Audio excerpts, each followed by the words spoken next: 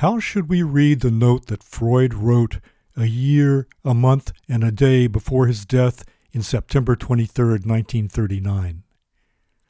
I would propose that it is no simple matter to understand what extended might mean.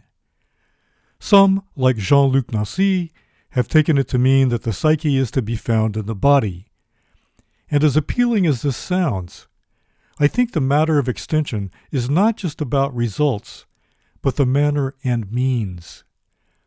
We can't think of extension in Euclidean terms, but can we understand it as Lacan recommended, in terms of a projective geometry?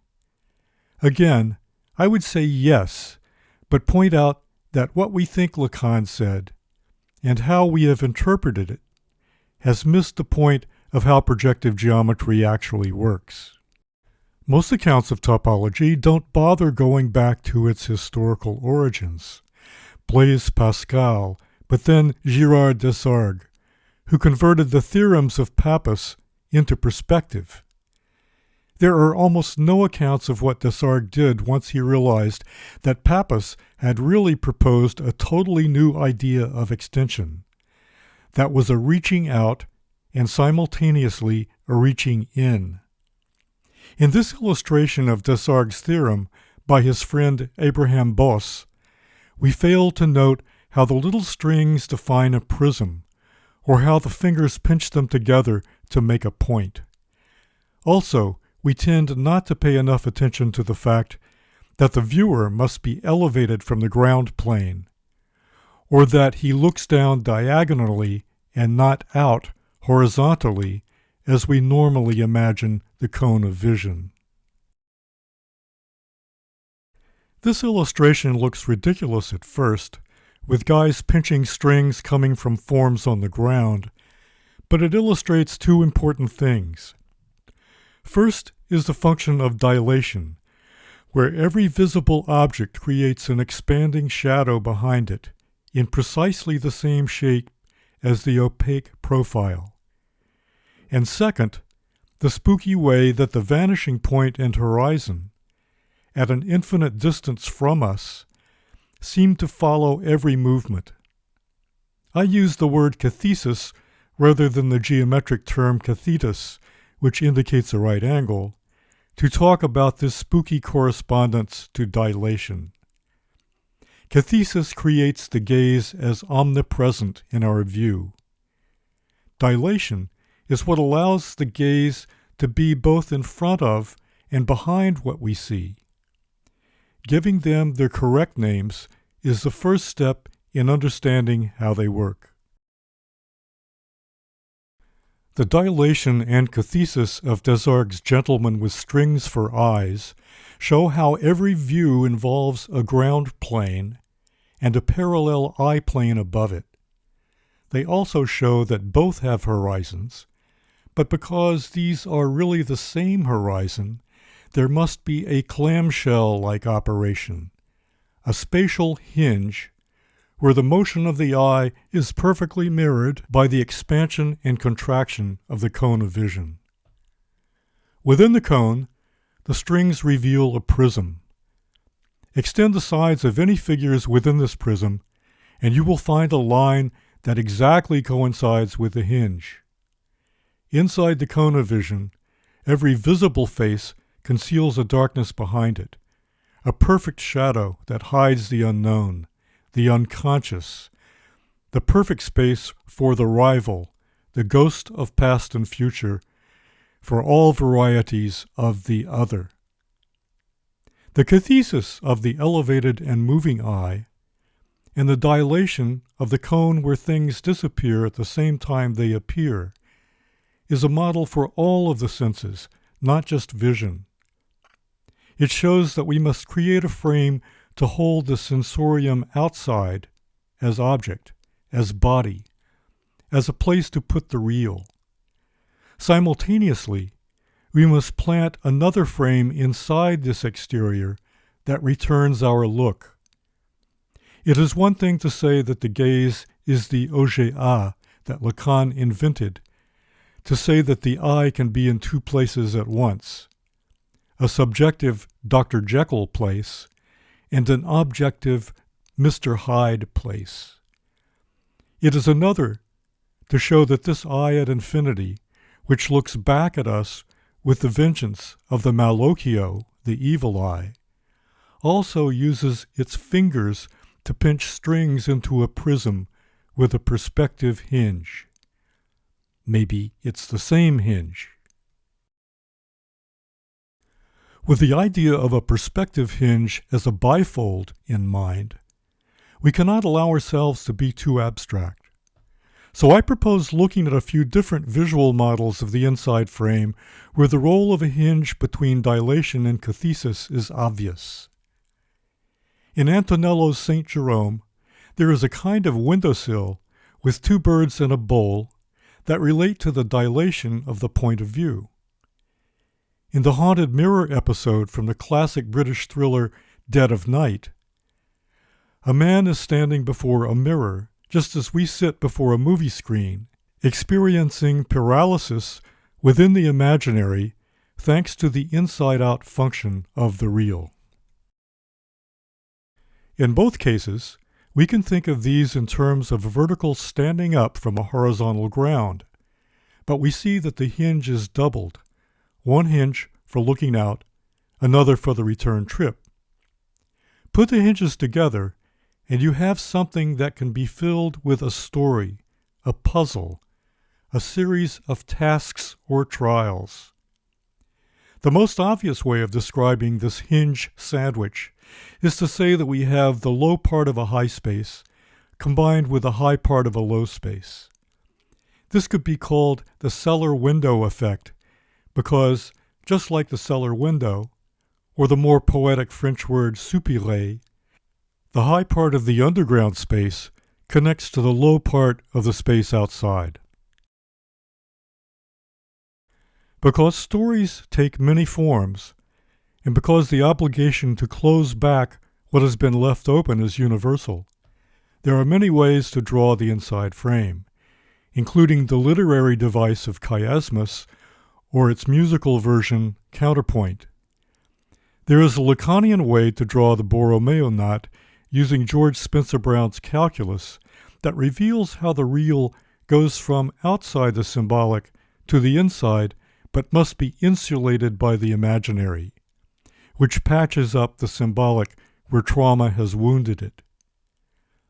The imaginary requires a Q&A puzzle to play the healer. This is where art comes in, because inevitably insulation requires immobilization and hygiene. The spear that created the wound is needed to heal it. That's all about the subjective object. Many stories have been made out of the symmetrical difference of the inside frame, as a turn or twist between two voids.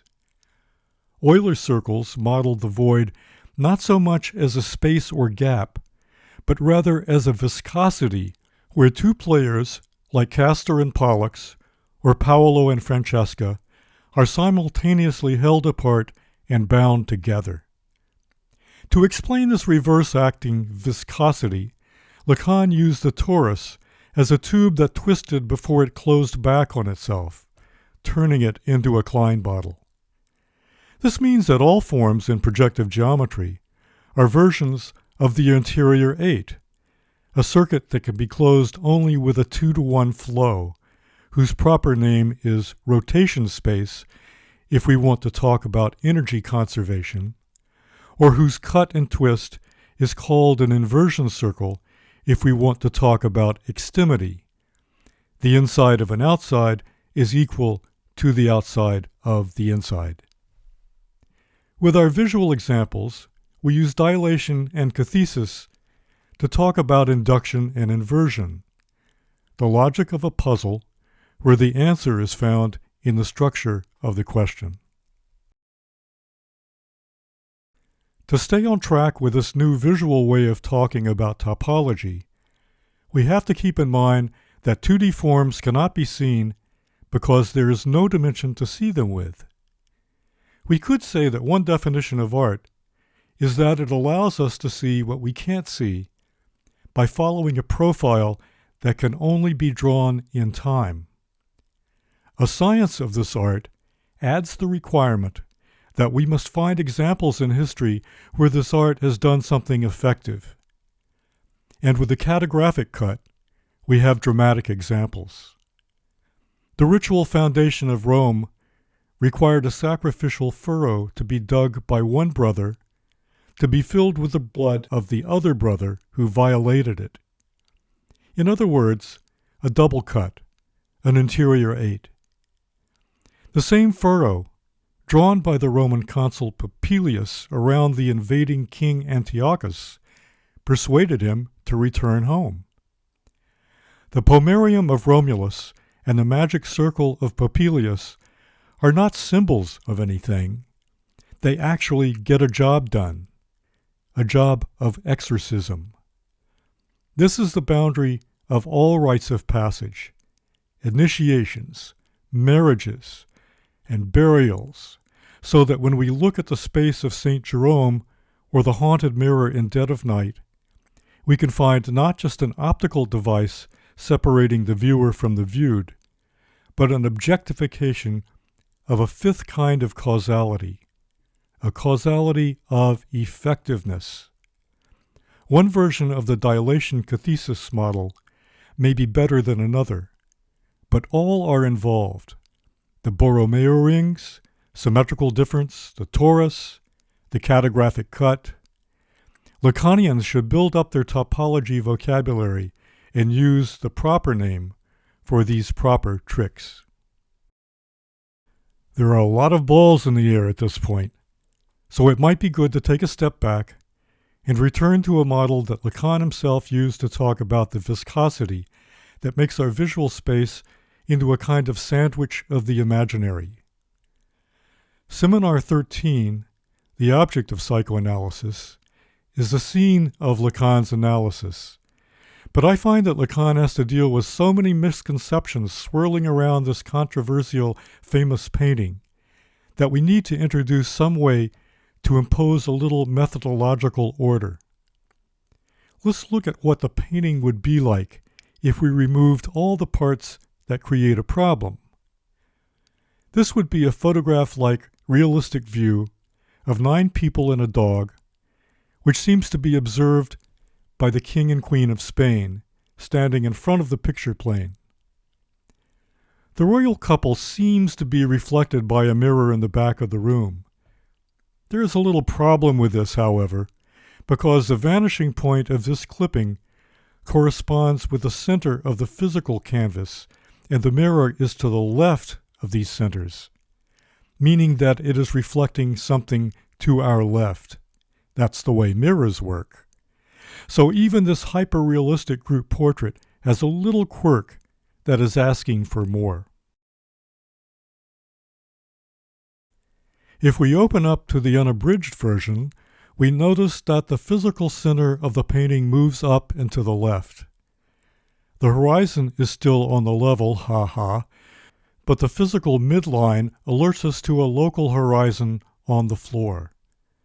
The diagonal pattern of faces divide the space into thematic quadrants, where the painter Velázquez is alone on the left. If we work out the geometry of the angles, the mirror reflects what's on the big canvas turned away from us. In a clever move, the guy shown just leaving the room also happens to be named Diego Velázquez. He holds the vanishing point steady with his elbow. At the same time, he pulls back a curtain, as if to say that there is a hole in back that corresponds to the hole in front. Cathesis says that this is actually the same hole, what Lacan called a true hole or rim. That is the Borromeo knot in one of its Brownian braid versions, 2 loops with a stick. Guess which is which? My money is on the stick being the perspective hinge. Because of the mirror's position to the left of both the vanishing point and the physical center of the canvas, it can't mirror whoever is standing in front of the painting. It has to be reflecting whatever is on the big canvas inverted to our view. In other words, it just looks as if it breaks the rules of dilation. The images on the turned-around canvas could actually be large enough to show up on the mirror at a scale that makes it look like the king and queen are standing right in front of it. Look at how clever Velázquez has been to create a puzzle where we have to add back the structure of the inside frame, made up of cathesis and dilation, to arrive back at the beginning and put a lid on the box of this imaginary unknown. Cathesis has been about the shift of the point of view and the shift in the horizon and vanishing point that accompanied it.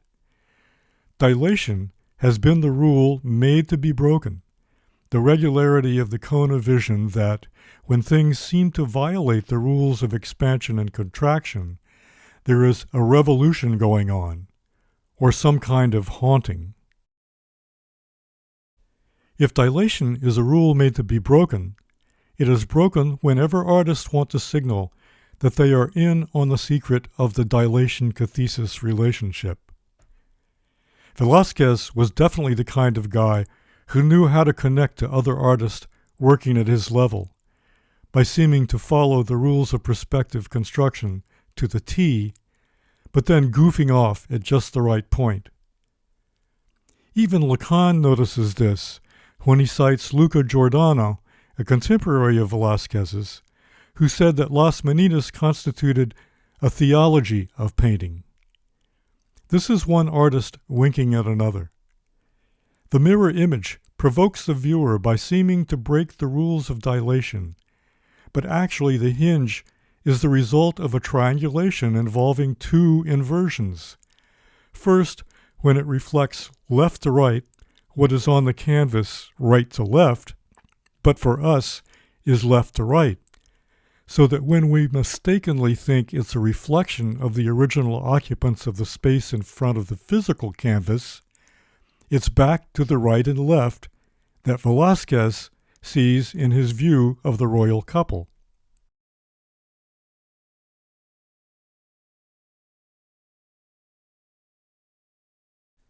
This is not art history's first picture puzzle, but it is its most famous, more famous even than the trick of the ancient Greek artist Parrhasius, who painted a curtain in his contest with Zeuxis, who had painted a realistic bowl of fruit.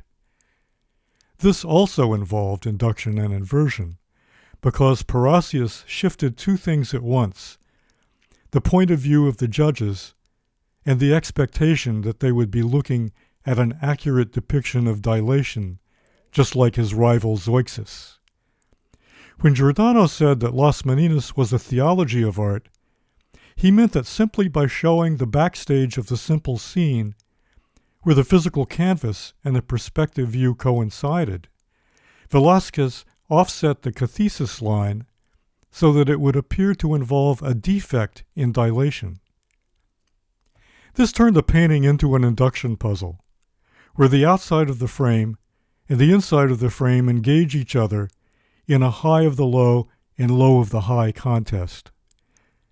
Just as the curtain in the Parrhasius story was the low of the high, just a cover of what was to be the real painting that was proposed as a masterpiece, he trumped the high of the low, the judges, who were experts among spectators.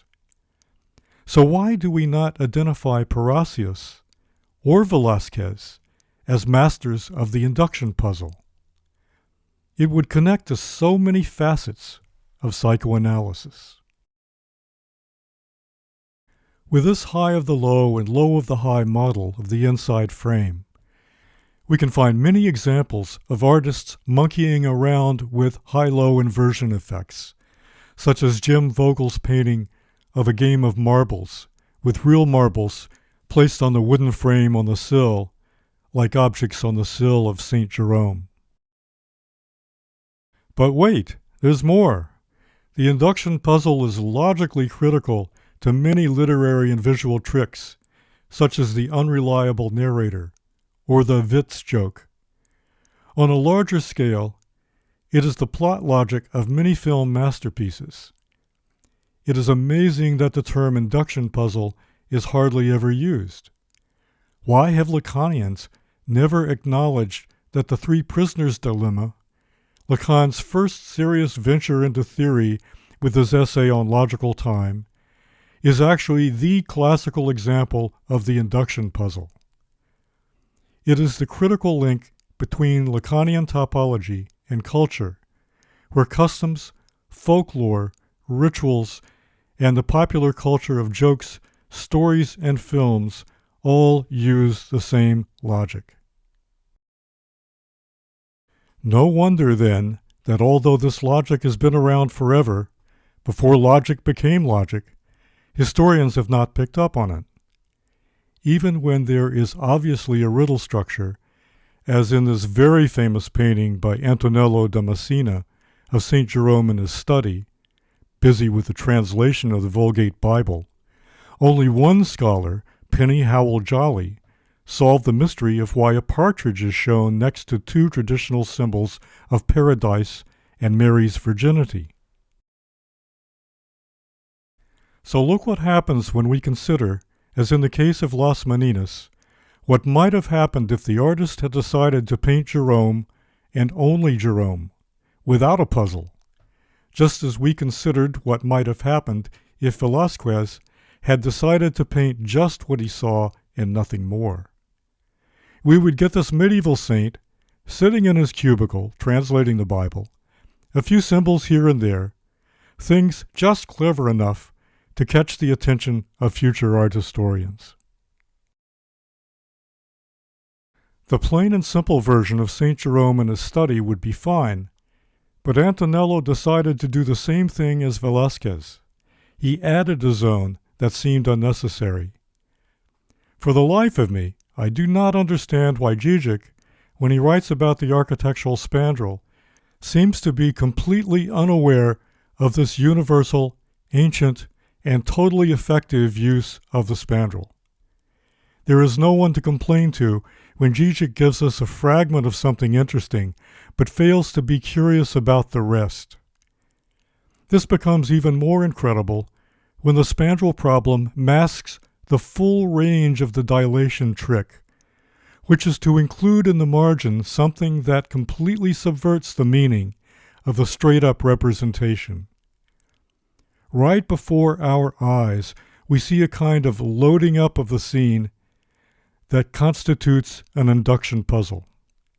Antonello converts a reasonably okay depiction of a realistic scene into a masterpiece with the use of dilation to pull the viewer away from the view, to see what Desargues would call a perfect shadow. In the process, we can see how the perspective hinge works to connect his upper part, which we see directly in front of us, with what we see on the ground beneath.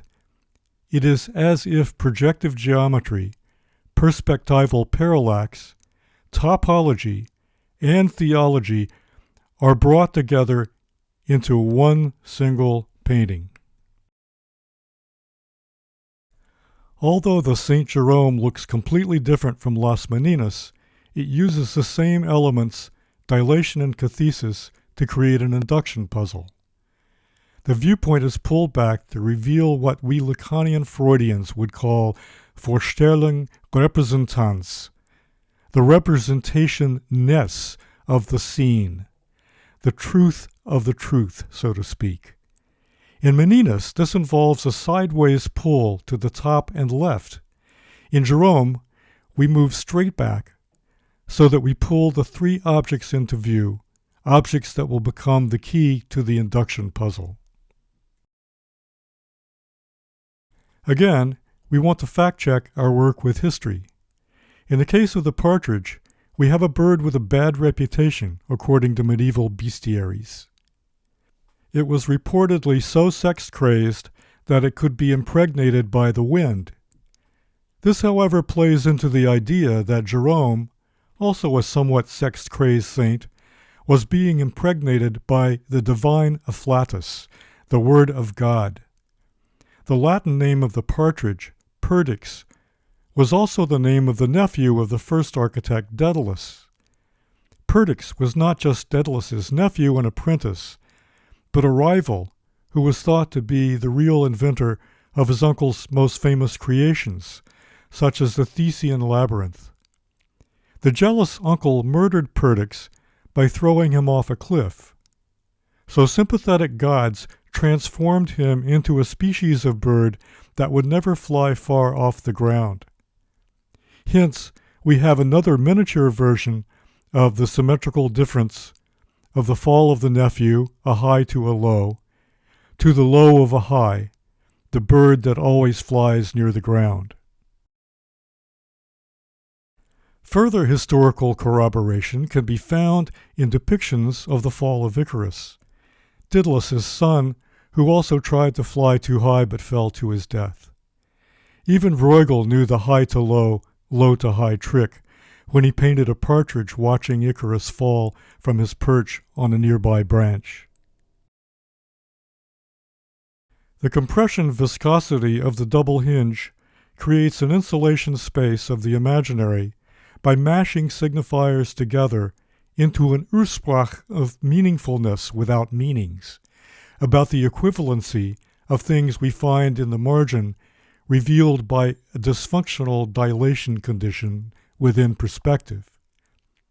At this point, the imaginary becomes an incubator, a womb, where meaning conditions overlap and where we can talk about anything and everything by means of induction and inversion, cathesis and dilation.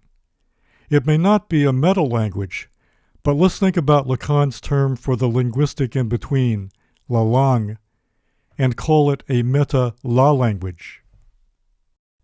Before we begin to speak in tongues, however, we should see how literature has domesticated Vorstellungsrepräsentanz into a more conventional Lacanian la langue.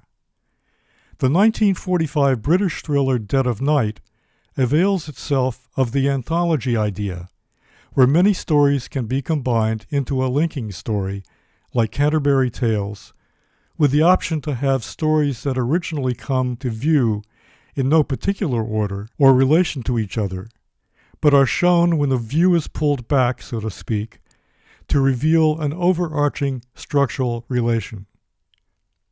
An architect invited to a country house to spec out plans for renovations has a déjà vu experience that gets the other house guests to tell their own spooky stories. The 5 tales told by the guests seem at first to be totally unrelated, but each of them connects back to the main linking story, the architect's recurring dream, if we map their induction properties. The story we'll focus on is about a mirror that a socialite gifts to her fiancé. She is unaware that it used to belong to a husband who strangled his wife in front of it, and now the mirror cannot resist passing on the trauma it witnessed to its new owner. The anthology is already an induction puzzle because it creates multiple frames within its first frame, suspending disbelief. In the crunch of signifiers created by dilation, done from different angles, we encounter each of the main themes of the fantastic: the double, travel through time, the story in the story, and the contamination of reality by the dream or fiction. The haunted mirror tale combines all of these with the simplest of devices, a mirror that has forgotten how to reflect, in the same way the dead person between the 2 deaths has forgotten how to die.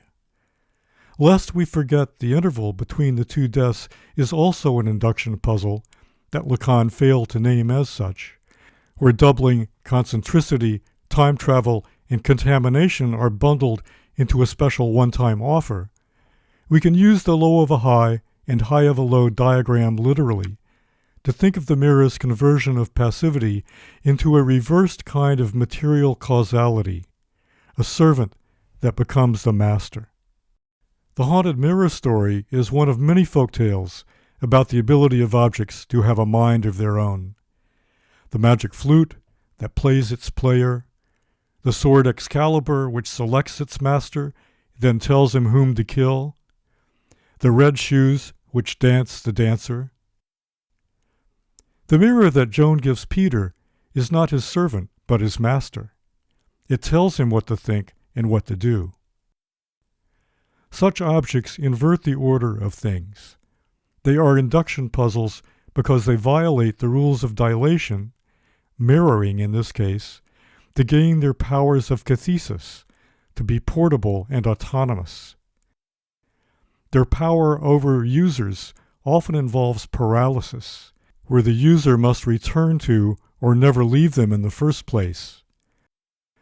They hold and confine, then compel. Every diagram describing the return of the real, symmetrical difference, the compression of signifiers, or the topology of self-intersection and non-orientation applies to them.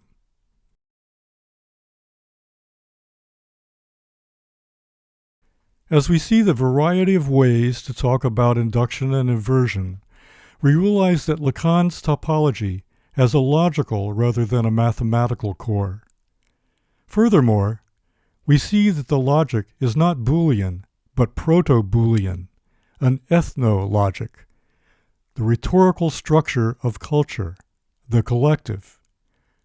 Whatever is suppressed by a group becomes a group construct, a collective unconscious, but a collective unconscious without Jung, but only because Jung failed to see the unconscious as a severely logical matter that developed its own topology. We underestimate the superego if we count it as a subject, or blame our parents. It's a subjective object, not an object-obsessed subject. As an object, it is inversive and inductive. It is the truth out there that compels some of us to rename the Gulf of Mexico or blow up hurricanes with atom bombs. It is the snakes on a plane or the black dots that the sneaky warden has left in the box in the Three Prisoners Dilemma. These superego objects paralyze us, compel us, induce us through the instrumentality of their logical structure. Yet at the same time, this inductive structure creates the moments that we would call the truth out there, the truth of truth.